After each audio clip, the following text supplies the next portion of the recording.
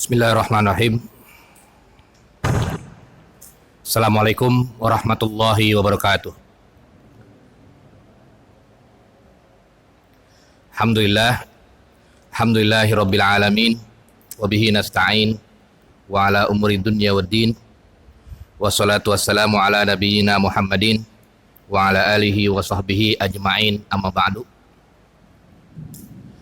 Allahumma allimna ma yanfa'una wazidna ilman.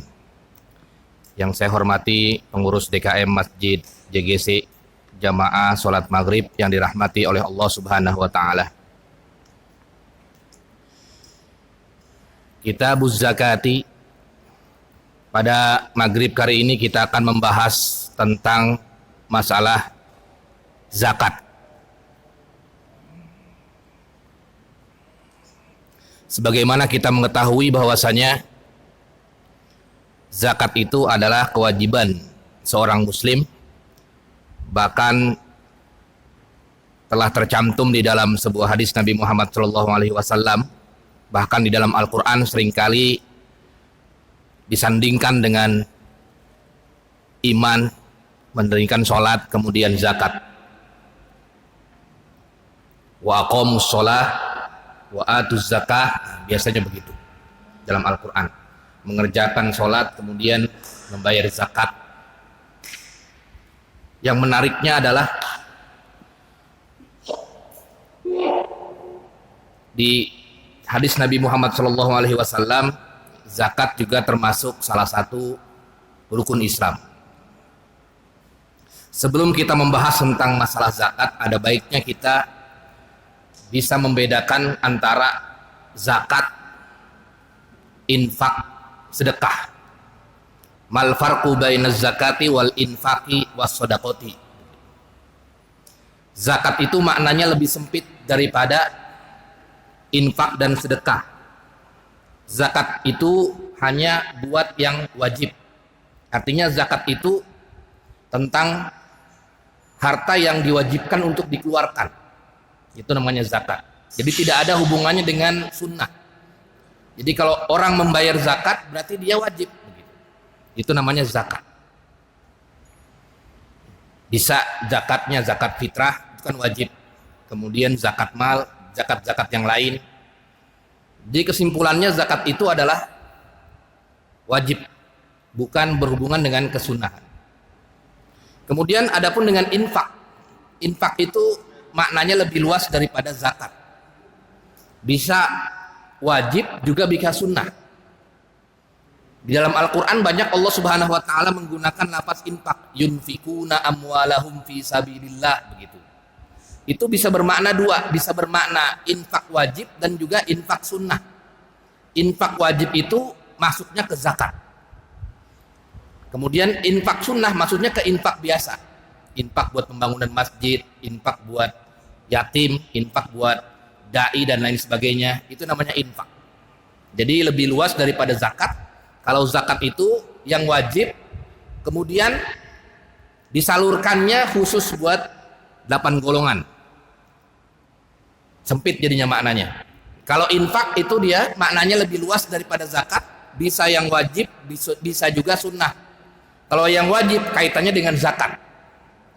Kalau sunnah berarti buat misalnya buat infak masjid tadi ya, kemudian buat juga buat misalnya infak yatim dan lain sebagainya. Tapi untuk dikeluarkannya lebih umum daripada 8 golongan.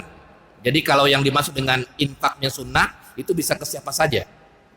Bisa kepada misalnya dai, bisa juga kepada pembangunan masjid, bisa juga kepada infak jalan dan lain sebagainya. Itu dia lebih umum. Lain dengan zakat tadi ya, lain dengan yang wajib tadi hanya 8 golongan. Kemudian yang terakhir adalah sedekah. Sedekah itu lebih umum daripada zakat dan juga lebih umum daripada infak. Bedanya kalau sedekah itu dia bentuknya bukan hanya berbentuk harta tapi juga bisa berbentuk tenaga, bisa juga berbentuk dengan ilmu dan lain sebagainya. Jadi kalau misalnya kita ingin istilahnya sekarang sedekah ilmu gitu. Atau misalnya sedekah tenaga, nah itu dia lebih umum. Jadi lebih umum. Kalau infak itu kaitannya dengan harta. Jadi kalau misalnya saya pengen menginfakkan tenaga saya, nah itu berarti dari segi bahasa sudah salah. Tapi kalau saya ingin bersedekah tenaga saya, nah itu sedekah itu lebih umum daripada infak. Jadi kalau sedekah itu maknanya bisa kaitan dengan materi, uang, harta, juga bisa kaitan dengan non materi seperti tenaga, nyumbang ilmu, nyumbang pikiran, itu namanya sedekah. Semua termasuk ada ganjarannya di dalam Al-Quran maupun di dalam hadis Nabi Muhammad SAW. Nah, itu sekilas tentang perbedaan zakat, infak, dan sedekah. Kemudian kita masuk ke dalam kitab ini tentang masalah zakat. Ya.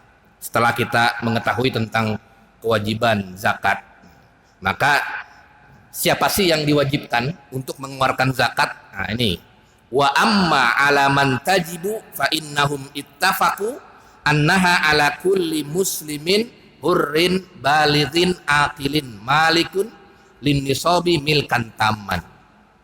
Jadi sebelum kita masuk ke hal-hal yang terjadi perbedaan pendapat, maka kita masuk ke hal-hal yang disepakati dulu.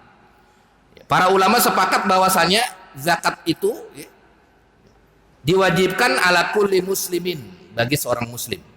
Seorang muslim hurrin, yang merdeka, balighin, sudah balik, akilin, berakal, malikin lin nisabi milkan taman, dia sudah memiliki, sudah mempunyai harta milkan taman secara sempurna. Jadi milkan taman itu definisinya dia sudah memiliki harta secara sempurna, ada di tangan dia. Nanti akan kita jabarkan maksudnya milkan taman itu seperti apa. Misalnya kita ini punya harta 100 juta ada di tangan kita, atau di tabungan kita, kita bisa ambil, bisa nggak diambil, itu namanya milkan taman, sudah memiliki harta yang sempurna.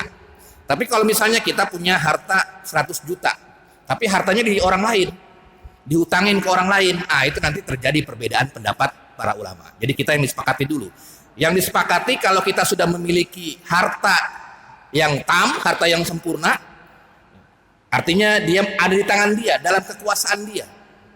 Bukan uangnya di tangan orang lain. Atau kita punya harta misalnya masih di bank yang nggak mungkin kita ambil misalnya. Atau misalnya sekarang itu misalnya nggak bisa kita ambil lah itu. Atau misalnya harta tersebut kita punya uang 1 M tapi dihutangin ke orang lain, jadi nggak dimiliki sama kita begitu. Nah, itu nanti terjadi perbedaan pendapat para ulama. Tapi yang disepakati kalau harta itu sudah ada di tangan kita, kemudian kita bisa menguasai harta tersebut, maka itu disebut dengan milkut tam. Harta itu milik kita secara sempurna. Kemudian juga lin nisabi, ada nisabnya, ada kadarnya. Jadi enggak asal mengeluarkan harta saja begitu. Ada nisabnya, ada ukurannya. Berapanya nanti akan kita jelaskan seterusnya. Kemudian bagaimana terhadap al-yatim misalnya. Orang yatim, anak yatim, tapi dia kaya. Kemudian wal majnun, gila. Wal abid, hamba sahaya. Kemudian wa ahlu zimmah. Ahlu zimmah itu adalah orang non muslim tapi dia dalam kekuasaan umat Islam. Artinya dia tidak disebut dengan kafir harbi. Jadinya dia hidup bertampingan dengan kita. Kemudian juga wan naqis, juga hartanya bukan tam. Hartanya itu ada memang harta milik kita tapi tidak di genggaman kita. Misalnya hartanya di tempat lain atau hartanya di orang lain, nggak bisa kita ambil dan lain sebagainya. Nah, itu namanya disebut dengan naqis al-milk. Milknya memilikinya itu tidak sempurna. Nah, ini terjadi perbedaan pendapat para ulama, apakah harus dikeluarkan zakatnya atau tidak, nanti akan kita bahas.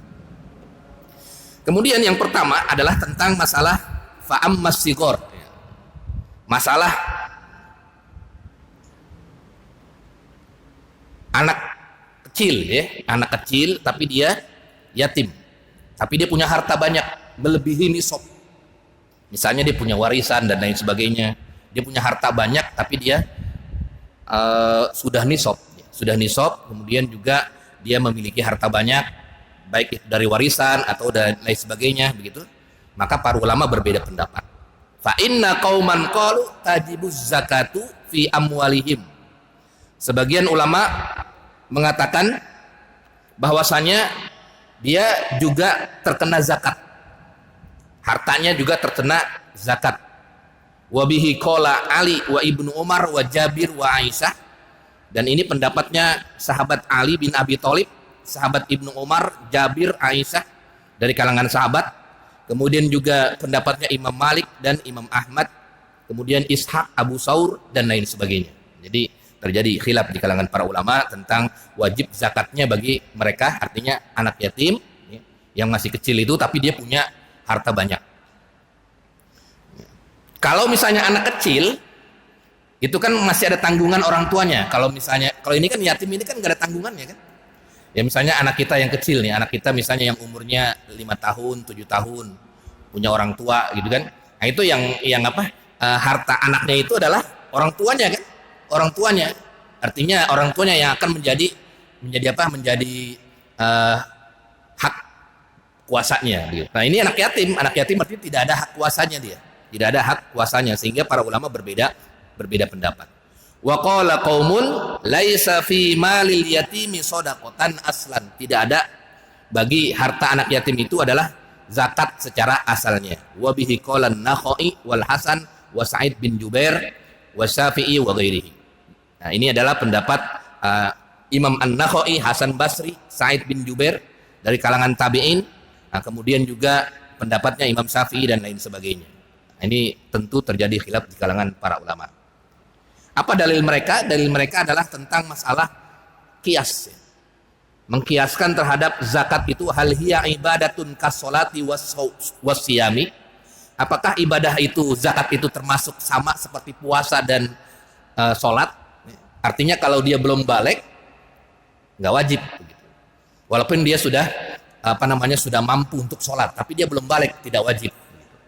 Atau zakat itu adalah bukan dikiaskan dengan sholat dan siam, tapi zakat itu merupakan hak orang lain, harta tersebut ada hak orang lain yang harus dikeluarkan. Ya, misalnya dia punya harta banyak, walaupun dia masih kecil, masih umur 8 tahun, 7 tahun, kemudian 6 tahun, dia punya harta banyak begitu.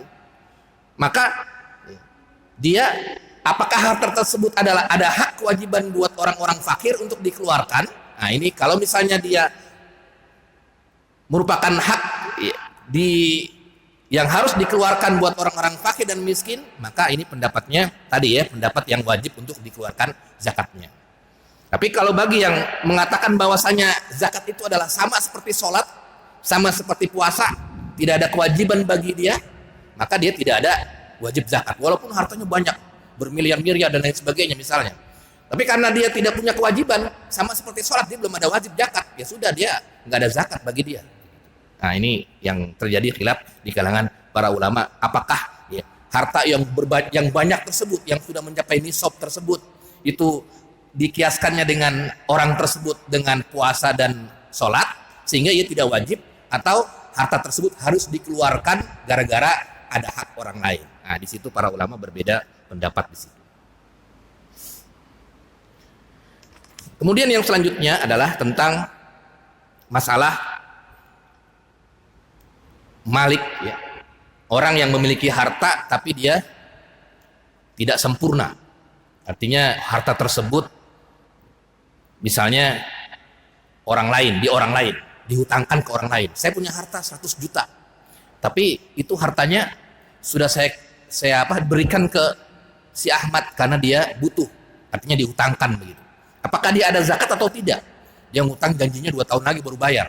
Berarti kan dia sudah haul itu. Misalnya saya Saiful misalnya. Saya punya uang 100 juta. Itu kan berarti sudah nisab kan? Sudah wajib zakat itu. Kemudian harta saya, ada orang lain, Ahmad pinjam uang sama saya 100 juta. Janjinya nanti tahun depan atau 2 tahun lagi diganti. Ya udah nih, saya kasih 100 juta. Tanda tangan misalnya, di materai misalnya. Nanti 2 tahun lagi saya akan berikan gitu ya. Berarti hartanya di dia gitu ya. hartanya di dia. Kemudian jalan setahun, itu kan sudah nisab juga saya, sudah setahun juga, sudah haul juga, berarti kan diwajibkan zakat begitu. Tapi harta tersebut bukan milik saya sepenuhnya, karena harta yang punya saya itu ada di orang lain. Nah, di sini para ulama berbeda pendapat. Atau sebaliknya adalah orang lain yang menghutangkan kepada kita. Misalnya saya misalnya punya harta banyak 500 juta, tapi harta tersebut dari hutang begitu. Dari hutang. Ini ya, dari hutang, bukan harta saya begitu. Dari hutang. Apakah saya ada kewajiban untuk membayarkannya 500 juta itu atau tidak? Nah, itu juga para ulama berbeda pendapat. Nah, jadi ada dua sisi tadi ya. Jadi sisi kita ngutangin orang atau orang memberikan uang kepada kita. Fa innahum ikhtalafu fi dzalik, maka para ulama berbeda pendapat tentang masalah tersebut. Karena dia bukan termasuk milkut tam, bukan termasuk milik yang sempurna karena ada hutang dan lain sebagainya. Faqala qaumun, sebagian ulama mengatakan la zakata fi malin habban kana au ghairihi hatta takhruju minhu duyun. Ini bagi kasus kalau saya punya hutang. Tidak ada zakat bagi saya ya. Walaupun saya punya 500 juta, tapi saya punya utang 15 juta. Yang saya harus adalah membayar hutang, bukan mengeluarkan zakat. Itu pendapat pertama. Imam Sauri, kemudian Abu Sor, Ibnu Mubarak. Jadi saya misalnya ada nih uang nih 100 juta di tangan. Berarti kan saya sebenarnya sudah wajib mengeluarkan zakat. Tapi saya punya hutang ke orang lain, begitu. Saya punya hutang ke orang lain. Maka menurut pendapat pertama yang harus dikeluarkan bukan bayar zakat, tetapi membayar hutang dulu yang 100 juta itu. Waqala Abu Hanifah, sedangkan Imam Abu Hanifah mengatakan, nah ini pendapat pertama, Imam Syafi'i termasuk. Waqala Abu Hanifah pendapat yang kedua. Waqala Abu Hanifah, Imam Abu Hanifah berkata, ad-dainu la yamna'u zakat wa yamna'u masiwa. Dain itu hutang tidak bisa melarang zakat. Artinya kalau dia sudah punya 100 juta, maka tidak ada hubungannya dengan hutang, dia harus membayar zakat. Dia harus membayar zakat. Kemudian kalau Imam Malik, dia membedakan antara zakat. Zakatnya itu zakat mal dengan zakat tanam-tanaman. Kalau zakat mal, dia harus membayar hutang terlebih dahulu. Tapi kalau zakat tanam-tanaman, dia harus dikeluarkan. Misalnya, dia menanam padi kemudian sudah panen. Tapi dia punya hutang. Nah, menurut Imam Malik, padi itu wajib diberikan zakat, karena zakatnya bukan zakat harta, tapi zakatnya zakat tanaman. Nah, itu yang dikemukakan oleh Imam Malik. Jadi kesimpulannya tadi adalah ada 3 pendapat para ulama tentang kalau kita punya hutang. Artinya milkut tam itu tidak terpenuhi. Yang pertama adalah pendapat yang pertama, bayar hutang dulu. Tidak ada kewajiban zakat. Hutang dulu dibayar, kemudian baru membayar zakat. Pendapat yang kedua adalah Imam Abu Hanifah yang mengatakan bahwasanya bayar zakat. Hutang tidak hutang itu walaupun dia punya hutang tetap dia bayar zakat. Karena sama-sama wajib. Hutang wajib dibayar, zakat juga wajib dibayar. Dia sudah nisab, dia sudah haul juga. Kedudukannya sama kalau kata Imam Abu Hanifah. Sedangkan kalau Imam Malik, dia membedakan antara harta yang mal, harta yang berbentuk uang atau berbentuk yang lain, dengan harta yang berbentuk tanaman. Kalau tanaman, dia harus dikeluarkan. Tapi kalau selain tanaman, tetap diutamakan membayar hutang terlebih dahulu. Begitu. Membayar hutang terlebih dahulu. Kenapa sebabnya mereka berbeda pendapat? Karena mereka berbeda pendapat gara-gara memahami sebuah hadis Nabi Muhammad SAW. Yang berbunyi, shadaqatan tu'khazu min agniyaihim wa turaddu ala fuqaraihim. Mereka memahami bahwasanya zakat itu dikeluarkan dari orang yang sudah mampu, sudah satu nisab atau sudah haul, dikeluarkan untuk orang yang fakir. Jadi dia menganggap bahwasanya kalau sudah dapat hartanya satu udah nisab, sudah haul, maka dikeluarkan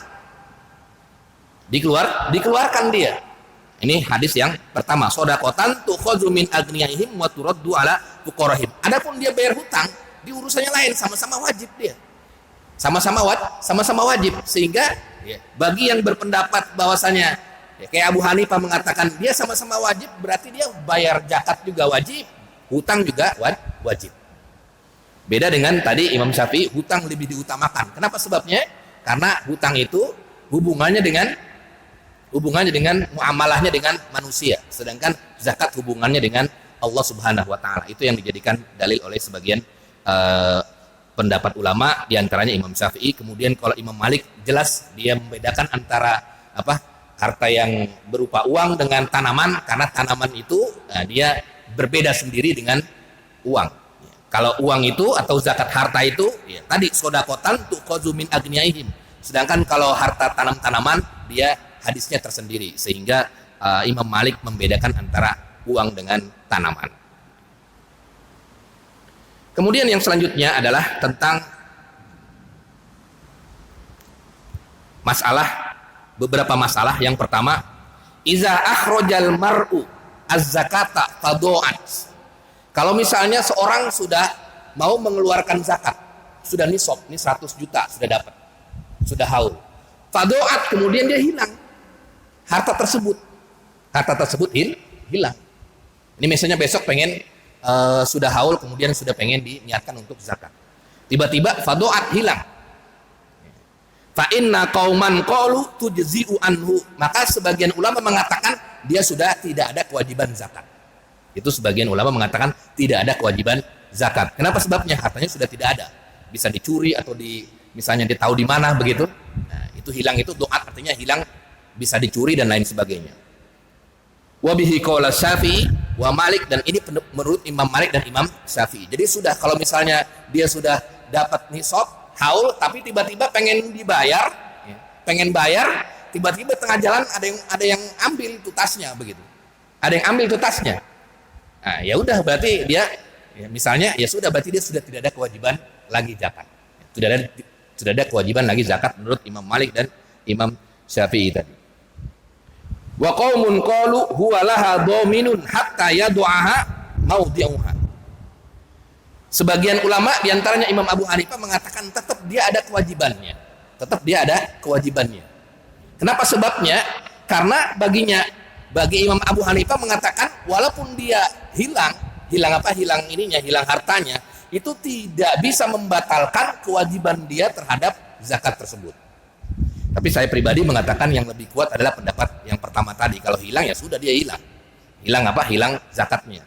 Alasan Imam Abu Hanifah adalah dua sisi yang berbeda antara kewajiban zakat dengan kelalaian dia menghilangkan harta. Jadi ini lalai, hilang hartanya hilang, lalai dia. Dua hal yang berbeda antara dia harus membayar zakat dengan kelalaian dia dalam menghilangkan uang zakat tersebut yang ingin dibayarkan.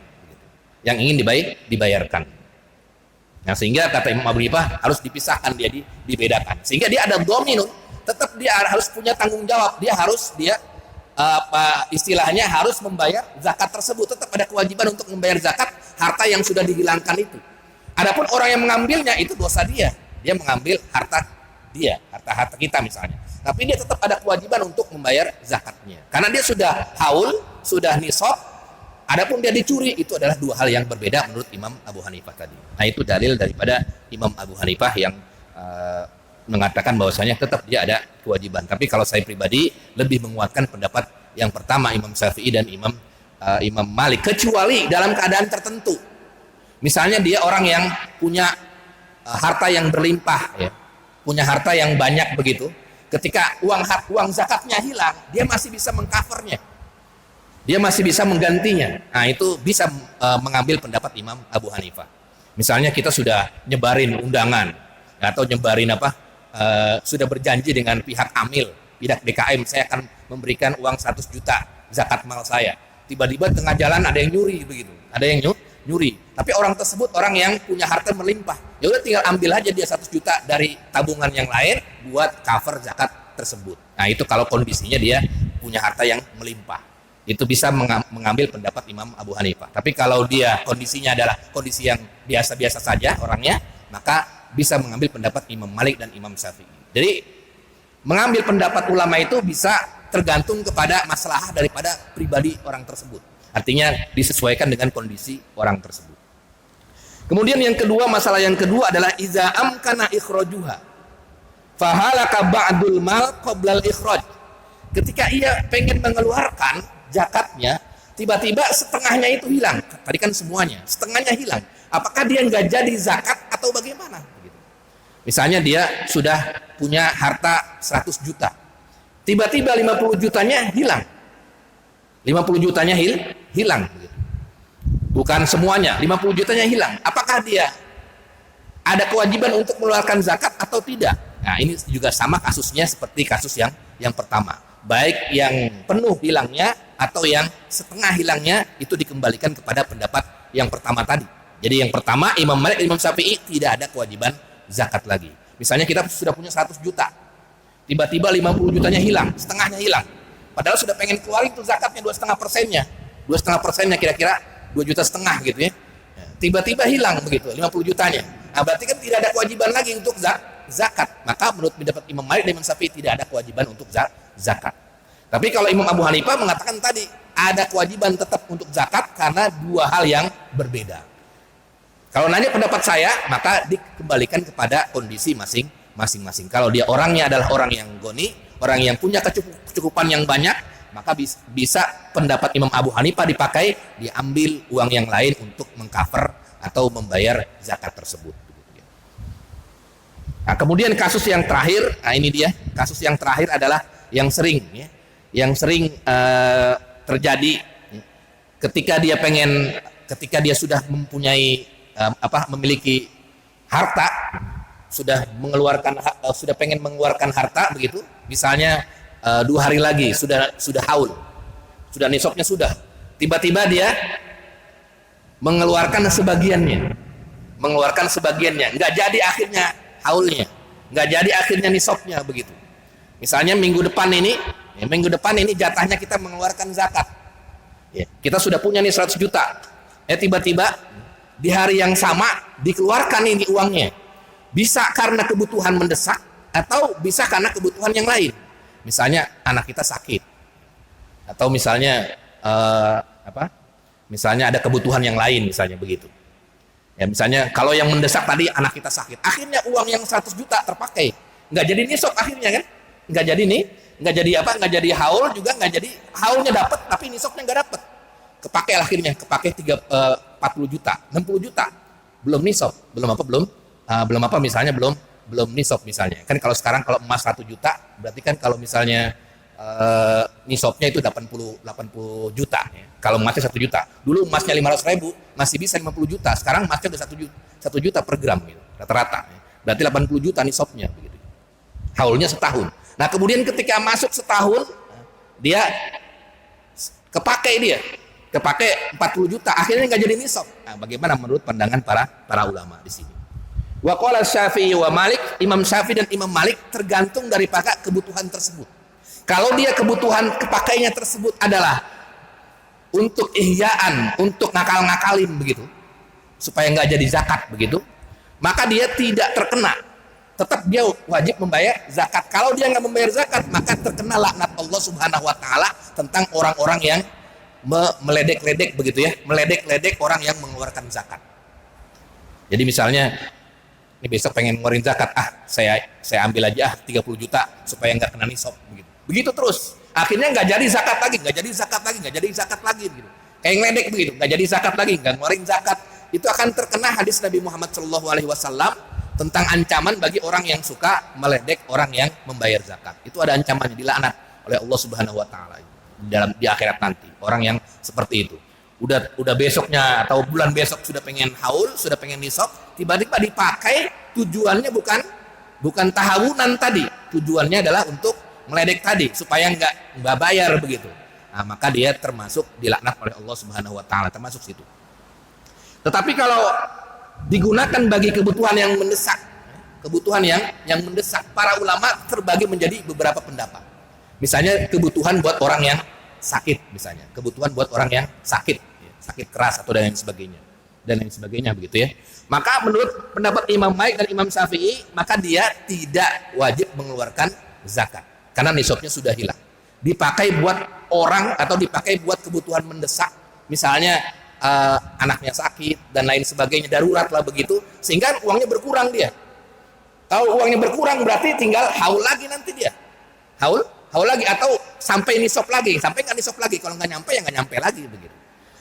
Nah, jadi pendapat Imam Malik, Imam Syafi'i dia tidak wajib zakat, tetapi Imam Abu Hanifah mengatakan tetap dia ada zakatnya, karena dia berpatokan kalau dia sudah nisab dan haul, apapun yang terjadi dia harus ada kewajiban buat membayar zakat tersebut. Nah, ini yang diperselisihkan di antara para ulama tentang masalah tersebut.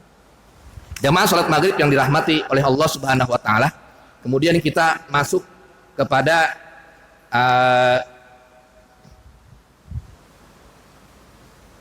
zakat emas dan perak. Kemudian bagaimana nisabnya dan lain sebagainya. Ma tajibu fihi zakatu minal amwal, tentang masalah emas dan perak. Ada dua bagian.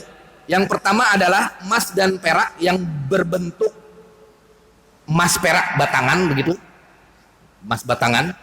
Kemudian ada yang emas perak berbentuk perhiasan, emas perak yang berbentuk batangan dan emas perak yang berbentuk perhiasan. Kemudian juga ada yang berbentuk uang, karena di zaman Rasulullah SAW itu emas dan perak itu digunakan juga buat uang. Di antaranya dinar. Dinar itu terbuat dari emas. Kemudian juga dirham itu terbuat dari perak. Gitu. Jadi termasuk zakat fiddah dan zahab itu adalah zakat uang. Jadi bukan hanya emas batangan atau perhiasan misalnya, tapi uang yang kita miliki yang berjuta-juta dan lain sebagainya itu juga ada kewajiban zakatnya. Kecuali nanti perhiasan yang mungkin kita akan bahas di sini. Pertama tentang masalah perhiasan dulu. Perhiasan, ada sebuah hadis Nabi Muhammad SAW di sini diriwayatkan oleh Imam Turmuzi dari Jabir, qala laisal fil hulli zakatun, tidak ada perhiasan itu adalah zakatnya, tidak ada perhiasan yang kita pakai tidak ada zakatnya. Itu hadis riwayat Turmuzi dari Jabir. Dari sini hadis ini para ulama berbeda pendapat tentang apakah perhiasan yang kita pakai, kita itu maksudnya wanita ya, akhwat dan ibu-ibu yang dipakai itu, bukan laki-laki nih. Apakah ada zakatnya atau tidak? Nah, ini para ulama beda pendapat. Wa dzalika annahu zahaba fuqahaul Hijaz wa Malik wa Syafi'i wa Ahmad ila annahu la zakata fi. Ini mazhabul jumhur. Jumhur ulama mengatakan, Imam Syafi'i, Imam Malik dan Imam Ahmad, la zakata fihi, tidak ada zakatnya bagi yang perhiasan yang dipakai. Idza urida lizina wal libas, apabila perhiasan tersebut digunakan untuk perhiasan saja dan dipakai, bukan untuk investasi dan lain sebagainya. Nah, itu pendapat jumhur.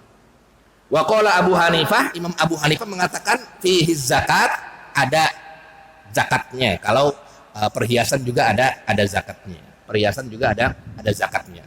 Lalu bagaimana Ustaz mengambil pendapat ini? Kita lihat tadi dalilnya. Yang pertama, dalilnya adalah Jabir, laisa fil hulli zakatun, tidak ada dalam perhiasan itu tidak ada zakatnya. Kemudian dalil Abu Hanifah, apa dalilnya? Dalil Abu Hanifah adalah dalil umum.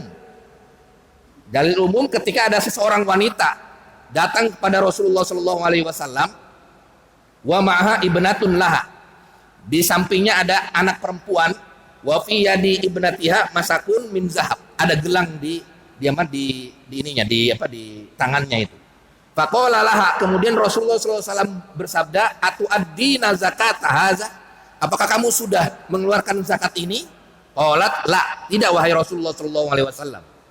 Qala ayasuruka ayyusawwirakallahu bihi ma yaumal qiyamah sawarina minnar, apakah kamu pengen nanti ini harta tersebut akan menjadi fitnah nanti kamu di hari kiamat nanti? Dan fa khala'tuhuma wa alqatuhuma ilan nabi wa qalat huma lillahi wa lirasulihi, apakah kamu pengen nanti zakat perhiasan-perhiasan yang ada di tangan kamu ini adalah menjadi api, bara api neraka yang ingin membakar kamu? Di sini hadis riwayat Abu Dawud. Hadis riwayat Abu Dawud. Nah, dari sinilah Abu Hanifah mengambil dalil tentang zakat perhiasan ada zakatnya. Zakat perhiasan ada zakatnya. Jumhur mengambil dalil Turmuzi, tadi Imam Turmuzi. Kemudian kalau Imam Abu Hanifah mengambil dalil hadis riwayat Imam Abu Daud. Lalu kenapa jumhur itu mengambil yang tidak ada zakatnya? Karena ada hadis lain yang menguatkannya. Nah, ini yang dalil jumhur. Hadis lain yang menguatkannya hadis riwayat Imam Bukhari dan Muslim. Apa hadisnya itu? Laisa 'alal muslimi fi 'abdihi wala fi farasihi shadaqatun. Tidak ada sedekah, tidak ada zakat bagi orang muslim yang dipakai. Yang dipakai baik itu berkuda, kemudian rumah yang dipakai, kendaraan yang dipakai, nah, itu semua tidak ada zakatnya. Ini yang dijadikan dalil oleh jumhur. Sehingga mazhabul jumhur mengatakan bahwasanya perhiasan yang dipakai, emas yang dipakai itu tidak ada zakatnya. Sedangkan emas yang lain, emas batangan dan lain sebagainya, itu ada zakatnya kalau dia sudah melebihi nisab dan haul. Sudah azan belum? Oh belum ya. Karena ini tadi apa? Hujan ya. Kemudian kalau misalnya uang nih, uang. Kita bahas tentang ininya dulu, apa namanya? Nisabnya. Di dalam hadis Nabi Muhammad SAW dijelaskan tentang masalah emas dan perak itu, bagaimana nisabnya.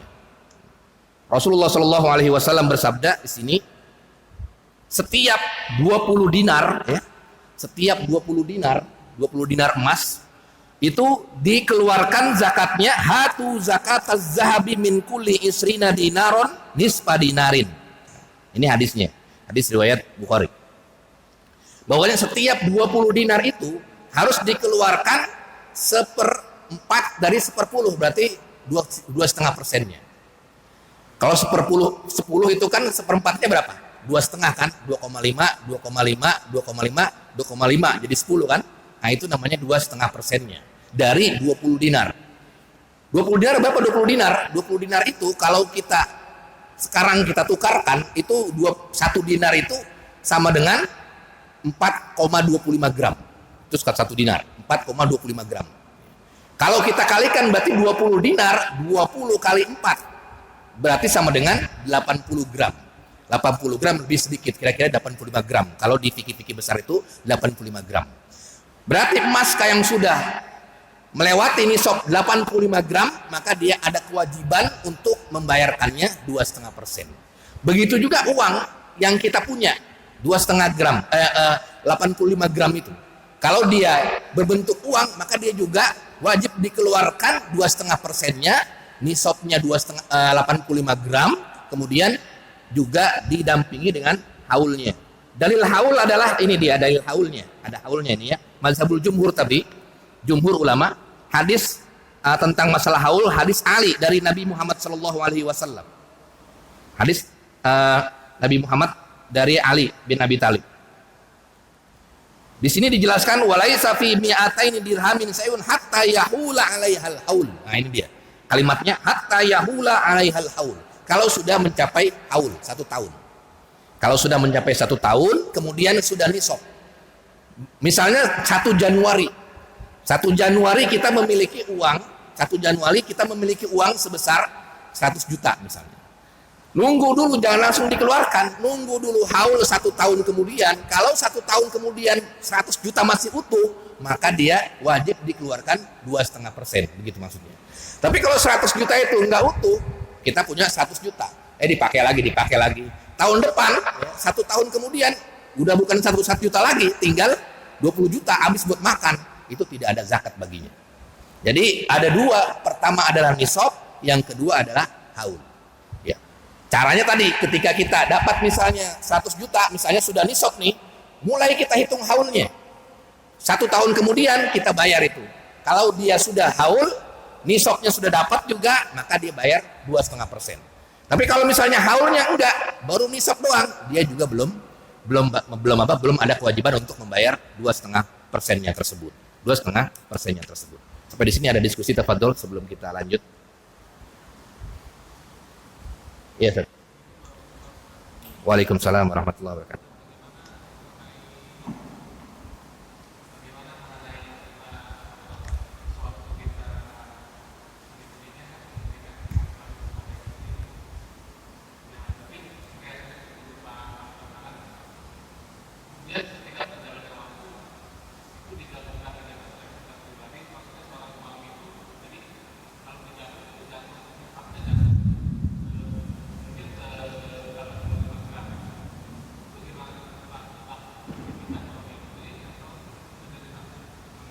Ini mas kawin.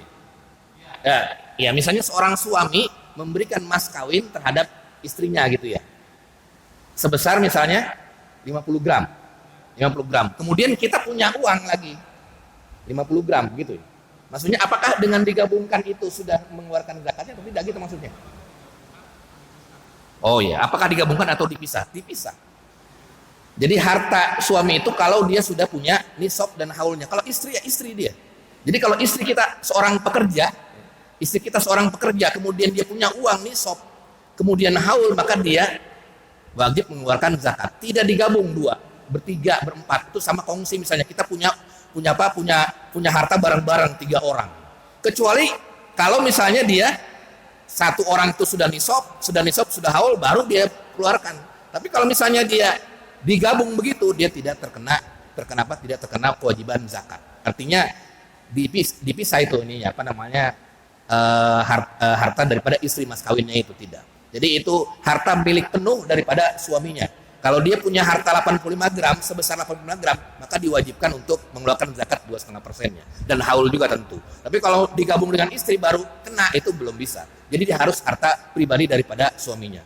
Kalau istrinya sudah punya harta 85 gram, ya sama istrinya juga harus punya ini juga.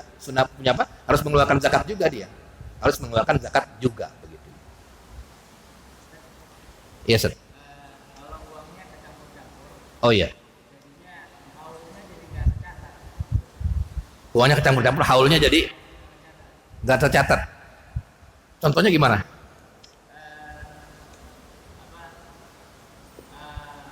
Bisa diprediksi kan? Enggak. Bisa diprediksi 1 tahun gitu enggak?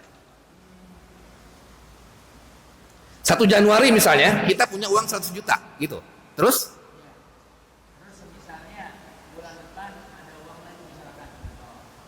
dicampur-campur dengan penghasilan yang lain gitu ya?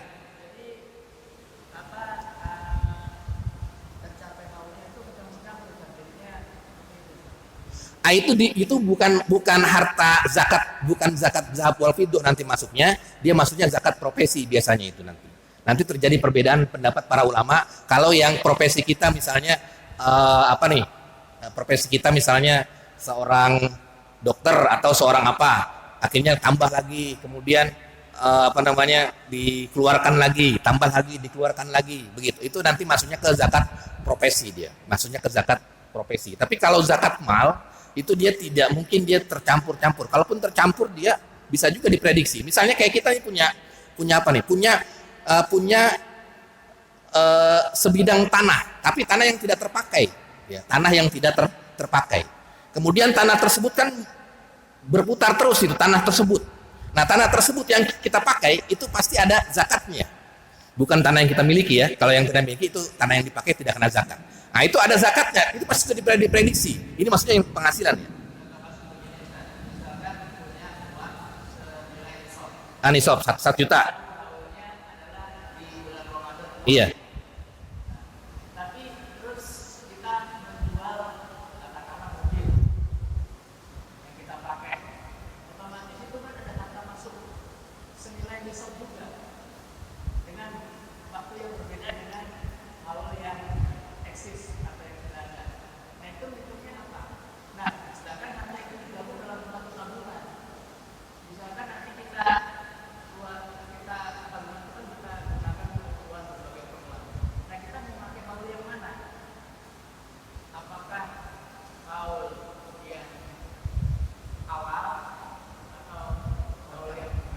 Oh iya paham, saya paham. Ya, kalau pertama yang terakhir dulu yang ingat tentang haul pakai hijriyah atau pakai masehi, sebenarnya tidak ada keterangannya ya di dalam hadis pakai hijriyah atau masehi. Yang penting 1 tahun, Tapi memang ada yang berpendapat para ulama itu pakai hijriyah. Wabil khusus misalnya Abdulnya katanya bulan Ramadan karena mengeluarkannya lebih besar pahalanya begitu ya, lebih besar pahalanya. Untuk yang tercampur-campur itu, kalau dia misalnya di awalnya itu dia 100 juta. Kemudian ketika sampai haul yang selanjutnya itu di ini aja, ketika di haul 1 Januari tersebut, harta 100 juta itu utuh atau tidak. Walaupun hartanya itu tercampur-campur. Misalnya dia dari mana, tapi itu masih harta kita. Ini harta kita bukan? Harta kita kan? Tetap kalau dia harta kita, tetap dia 100 juta itu dia harus dikeluarkan. Enggak masalahnya enggak ini haul satu ini, enggak begitu. Jadi kalau misalnya kita mulai dari misalnya usaha bakso misalnya. Kita mulai 1 Januari usaha bakso. Kemudian 1 tahun kemudian dari usaha itu kita dapat 100 juta. Kemudian kita usaha lain dapat lagi dan lain sebagainya. Itu kan ada zakatnya juga. Nah, ketika tahun depan itu 100 juta itu enggak berkurang. Maka dia mengeluarkan zakat, wajib mengeluarkan zakatnya. Jadi tidak ada istilahnya ini bercampur sana sini tidak. Yang penting dia ketika misalnya awal punya hartanya berapa, kemudian 1 tahun kemudian ini harta kita ya, bukan harta yang lain. Harta kita itu kalau dia sudah 100 juta maka dia dikeluarkan 2,5 juta atau 2,5%-nya. Tidak ada yang namanya istilahnya ini sampai lagi sini misalnya bisa lagi sini enggak. Yang penting dia haul kemudian dia 100 juta tidak atau nisab tidak begitu atau berkurang tidak. Kalau dia berkurang tidak jadi wajib zakatnya. Tapi kalau dia misalnya dia tetap 100 juta itu masih utuh atau bahkan lebih maka dia harus mengeluarkan zakatnya. Tidak harus dia misalnya dari yang mana. Yang penting dia 100 juta itu di waktu haul masih ada nggak nih 100 juta di tangan kita gitu. Mau dia dari mobil, mau dia dari usaha yang lain, pokoknya dia dapat 100 juta itu. Kecuali kalau misalnya zakatnya berbeda-beda ya. Kalau ini zakat tijarah, kalau ini zakat mal, kalau ini zakat tanaman, itu nanti bisa diklasifikasi zakat-zakatnya. Kalau itu kan campuran. Kalau campuran dia bisa masuk kemana-mana. Wallahu a'lam bishawab. Baik, karena sudah isya ya. Nanti kita akan lanjutkan di pertemuan yang akan datang. Masih terkait dengan zakat. Mudah-mudahan bermanfaat. Kalau misalnya kita masih kurang atau misalnya butuh referensi-referensi lain, ya silakan dibaca tentang fikih zakat ya. Kemudian nanti kita akan diskusikan di pertemuan yang akan datang. Marilah sama-sama kita akhiri dengan membaca doa kafaratul majlis. Subhanakallahumma asyhadu an la ilaha illa anta astaghfiruka wa atubu ilaik. Wassalamualaikum warahmatullahi wabarakatuh.